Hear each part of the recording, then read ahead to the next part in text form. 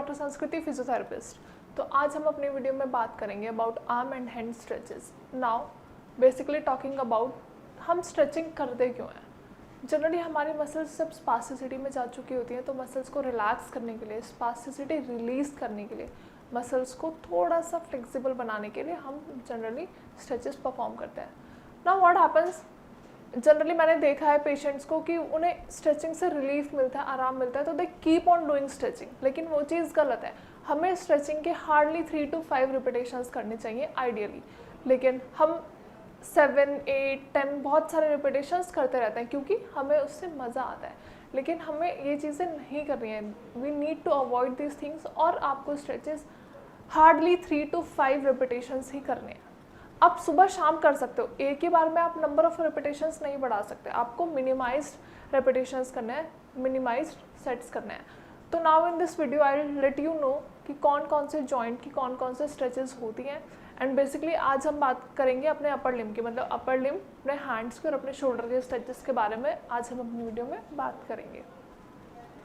अब मैं आपको स्टार्टिंग से बताती हूँ कि प्लीज़ स्ट्रेचेस को समझने के लिए एंड कौन सा स्ट्रेच कैसे परफॉर्म करना है, be consistent in the video को आराम से अच्छे से देखिए ताकि आपको समझ आए कि हाँ कौन सी स्ट्रेचिंग हमें कैसे परफॉर्म करनी है और कितने सेट्स परफॉर्म करने हैं। Now starting with the scapular retraction. Scapular retraction हम कैसे करेंगे, आपको अपने शोल्डर ब्लेड्स को पीछे की तरफ लेके जाना है। शोल्डर ब्लेड्स को पीछे की तरफ लेके जाएंगे एंड अपनी नेक को 4 सीलिंग की तरफ देखेंगे। तो आपको करना कैसे है, मैं अभी इनिशियली आपको सिर्फ समझा रही हूँ। शोल्डर ब्लेड्स को पीछे की तरफ लेके जाना है एंड नेक ऊपर की तरफ लेके जानी है। नाउ डूइंग इट प्रैक्टिकली कैसे करेंगे, stretch and up,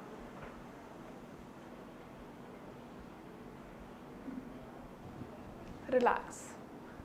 if you are comfortable you can hold it while stretching. अब हम करते हैं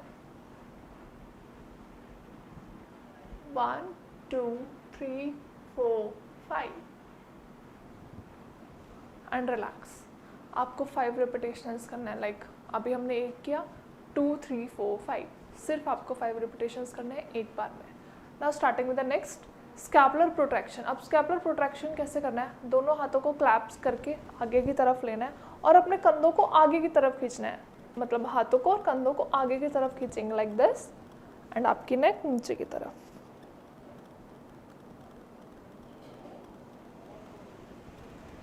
रिलैक्स। आप चाहें तो इसमें भी होल्ड कर सकते हैं। अब हम करेंगे होल्ड के साथ, आगे की तरफ stretch down and 1, 2, 3, 4, 5 relax.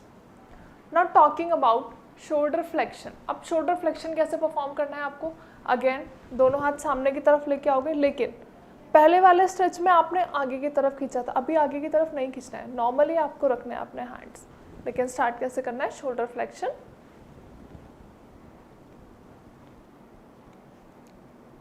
And relax. Now you can hold, so you need to count up 1, 2, 3, 4, 5 relax. Again once more, up 1, 2, 3, 4, 5 easy.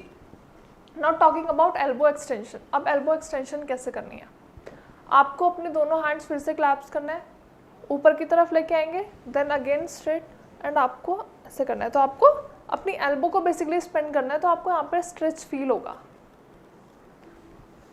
Again this is the position, then straight and you need to stretch it out. 1, 2, 3, 4, 5 relax. Now again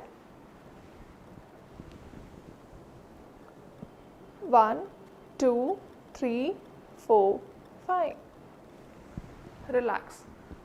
Now the next and the last and the easiest stretch is shoulder rotation. Shoulder rotation में कैसे करना है, now this is our elbow joint. तो हमें elbow joint को अपनी body से मिला के रखना है, दैट इज चिपका के, स्टैटिक रखना है।